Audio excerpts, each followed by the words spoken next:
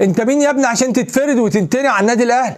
جنسيه امك ايه؟ انتمائك ايه؟ عشان تخلي وسام ابو علي يسيب النادي الاهلي ويمشي، عشان تخلي وسام ابو علي يتمرد على النادي الاهلي، وكمان عايز امام عاشور يتشرط ويتفرد وينتني على النادي الاهلي ويتمرد على النادي الاهلي. اداره النادي الاهلي فين من المهزله اللي بتحصل؟ امام عاشور فين من التصريحات اللي عمال يقولها ادم وطني؟ مين ادم وطني ده؟ انتمائه ايه؟ جنسيه امه ايه عشان يعمل كده مع لعيبه النادي الاهلي؟ عشان يخلي لعيبه النادي الاهلي تتشرط وتتفرد وتنتني على النادي الاهلي، عايز لعيبه النادي الاهلي تتمرد على النادي الاهلي، واولهم امام عاشور. امام عاشور اللي مش عايز يجدد للنادي الاهلي. فين اداره النادي الاهلي بتاعت زمان اللي كانت بتقول ساعة وترد علينا، وبعد الساعة لو ما ردش يغور من النادي الاهلي؟ ادارة النادي الاهلي هي اللي سابت فرصة للعيبة ان هي تتشرط على النادي الاهلي. النادي الاهلي فوق الجميع ومفيش اي لاعب فوق النادي الاهلي. بعيدا عن مرض امام عاشور اللي ربنا يشفيه ويرجع في اسرع وقت، امام عاشور حاليا مش عايز يجدد النادي الاهلي، والسبب وكيل اعماله اللي النادي الاهلي حذر لاعبينه من ادم وطني ووقف التعامل مع ادم وطني. امام عاشور راح زي الشاطر تعامل مع ادم وطني. امام عاشور المفروض يوقف تصريحات ادم وطني اللي ملهاش اي 30 لازمه.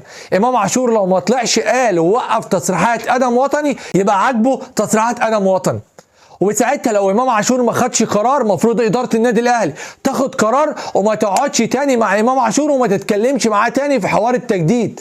عايز يجدد مع النادي الاهلي بشروط النادي الاهلي يا مرحب، مش عايز يجدد مع النادي الاهلي يغور في 60 داهيه. وقلناها 100,000 مره النادي الاهلي ما بيقفش على حد، النادي الاهلي ما بيقفش على حد، ومفيش حد بيتشرط على النادي الاهلي. 100,000 مرة قلناها. النادي الأهلي وقف التعامل مع ادم وطني. المفروض بقى ايه اللي يحصل؟ إمام عاشور يفسخ عقده مع ادم وطني، ده لو عايز يكمل في النادي الأهلي. إنما لو مش عايز يكمل مع النادي الأهلي في 60,000 داهية.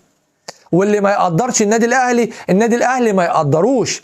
إدارة النادي الأهلي هي اللي ادت فرصة للعيبة إن هي تتشرط عليها، ان هي تتفرد وتنتني على اداره النادي الاهلي. اللي مش عاجبه اللعب في النادي الاهلي يغور في 60,000 داهيه. اتمنى اداره النادي الاهلي يبقى لها موقف حازم في موضوع التجديد مع اللعيبه، واللي مش عاجبه يغور. وبالنسبه لامام عاشور لو ما طلعش رد على تصريحات ادم وطني اللي ملهاش اي 30 لازمه، اللي طالع يقول لك ان امام عاشور افضل لاعب في افريقيا في مصر ودي حقيقه، وطالع يقول لك كمان المفروض يحترف.